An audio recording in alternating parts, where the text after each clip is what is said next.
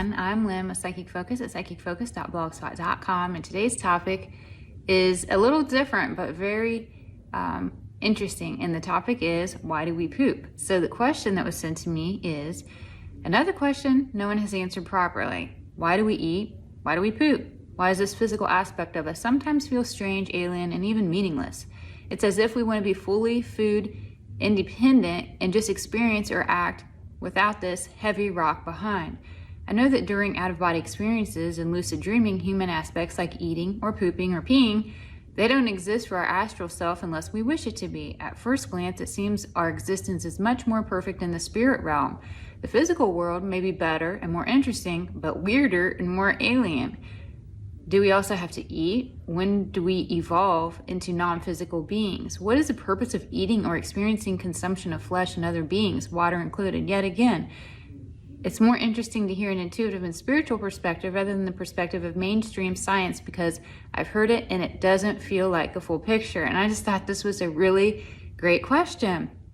So I put the intent out there for this question. I wanted to get some insight. What could my higher self, what could any spiritual connection tell me or give me maybe some knowledge about what is behind all this? What is this topic about?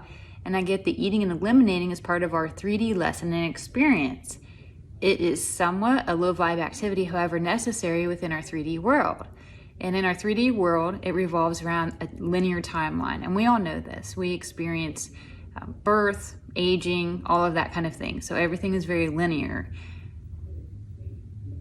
But then there's also circles of life within that timeline. So we're going to see patterns repeat during that linear timeline that I outlined. So just as we're born, mature, and eventually pass on, plants and animals, they have the same thing. They also have a linear life cycle as well.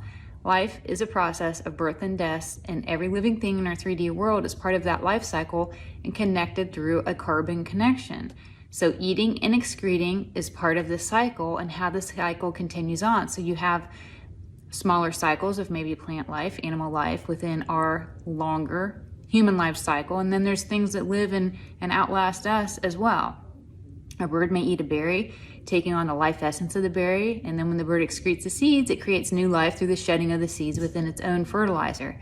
Eating the berry may also stimulate the berry bush to produce more flowers or yield a fruit. So the life cycle does have some flaws, but its design was meant to be divine under completely perfect situations and circumstances. So by us eating and consuming and excreting, it's all part of cycles, living within cycles, and births and deaths, just continuing on and on throughout this 3D linear timeline. I also get that the cycles can be seen with more integrity in nature versus the more civilized societies. For example, if humans were in the wild and they ate an apple, this is an example, right? They would excrete the seeds and potentially the apple tree could grow from that. Eating other plants or protein also creates fertilizer that other things use for life, such as insects that may land on it to breed. It's all necessary for their life cycle. In our more evolved societies, we've taken much of that from the way we live because we have sanitation, sewer systems, and all those kind of things. But in the beginning, when all of life was created and our 3D world was formed, it was all upon life cycles and how to perpetuate life. Water, or more importantly, electrolytes, is needed for cell replication, also keeps our nerve pathways functioning. Things like sweating and breathing slowly dehydrate you and your 3D body starts to decline. So you are going to need an element of water.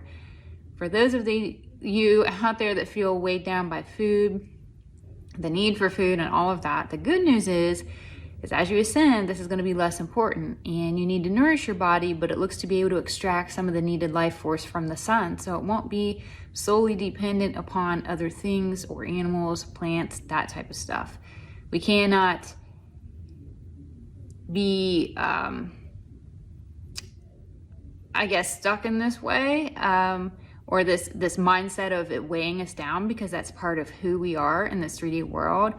But it looks to be, as we ascend, a more organic approach, more organic, maybe plant, less animal base of nutrition. You're still going to poop as you ascend, but it's going to be much less frequent. So we are we are removing ourselves away from this as we become higher vibration, move on to higher densities and so forth. So yeah, great question. Very, very tied to our 3D world and why we do certain things. So if you have a question you'd like to submit, please feel free, reach out, send me a question. I'm happy to look at it. Thanks for taking your time to listen to this. If you have a comment or like to share anything, please leave a comment below. Again, I'm Lynn with Psychic Focus at psychicfocus.blogspot.com. Thank you. Bye.